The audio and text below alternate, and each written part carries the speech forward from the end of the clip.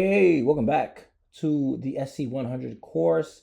In this video, we are going to go and do a walkthrough of the sensitive information types, and also I'm going to show you as well not only sensitive information types, but then also sensitivity labels and how we go about setting those two things up.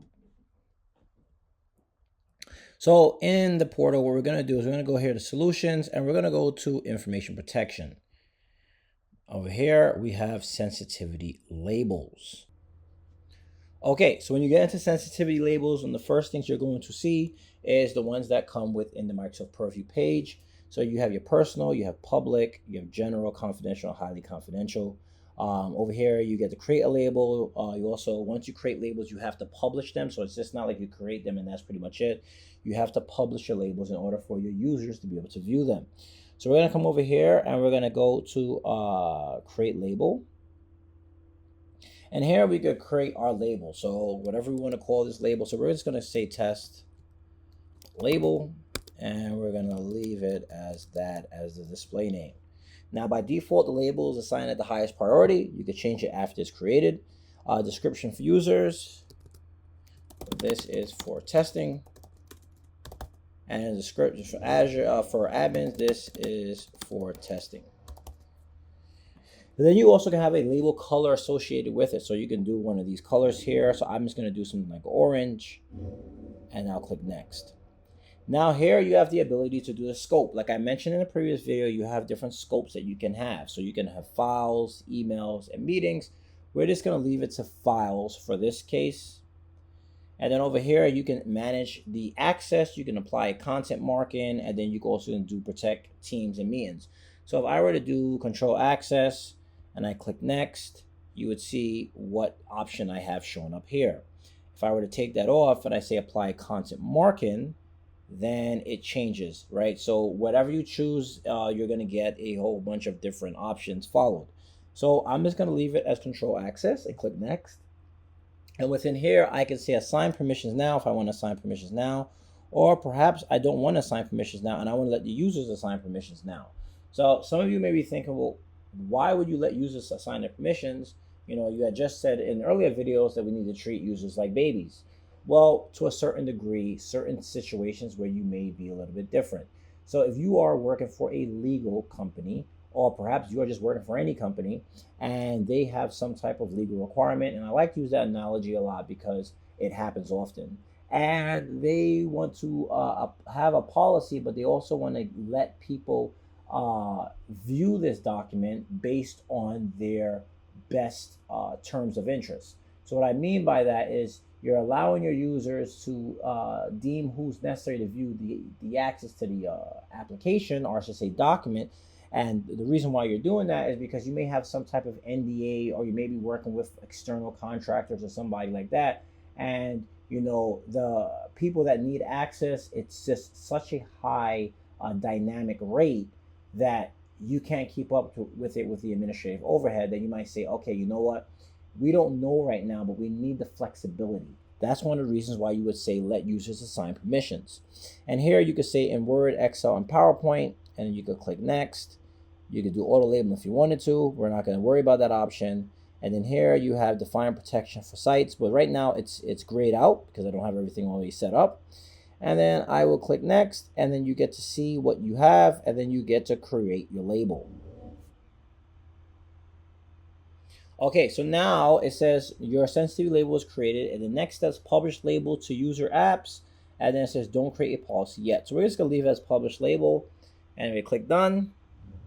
And then here we have publish test label. So then you could create a label policy if we wanted to. This is one that's already here. We haven't talked about label policies too much, but then we could just add that one there, and then we can just click on add.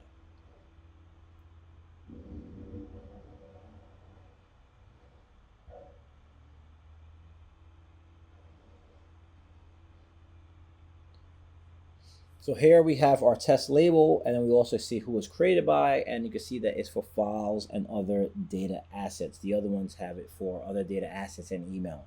So that's essentially how you create a sensitivity label. Now, if we were going to sensitive information types, we would come here to information protection, and you would come down here to classifiers and sensitive information types. I didn't have to really get out of it. It was already here for sensitivity labels, but just a kind of this way of just for you to remember is within information protection, and then you go to sensitive information types. Now within sensitive information types, you have different sensitive information types that are already here, and I mentioned that in the previous video. So you see here, you have all credential types, you have all full names, ABA routing numbers. There's a lot here if you scroll down. Azure is always Azure, or Microsoft is always adding. So you see right here, Azure AD client secret, Azure AD user client, user credentials. Some of these Azure ones were not here before. So they are always adding some built-in functions, and you can see here it has the supported platforms, and it also has the type, credentials, entity, so on and so forth. So I'm not going to go through all of this. This is one that's very popular, credit card number. But you have all these different sensitive information types, and then you also are able to search over here as well. So right here is where you would create your sensitive information type. So let's say we wanted to make a sensitive information type for employee badge number. So we could say employee badge number, and I will just copy that as a description. And then here you would create your pattern. So here you could create a pattern. So I can say, okay, what's my primary pattern? I want to do a regular expression. And my regular expression, I can have the name of the regular expression. So I can say employee info for the name.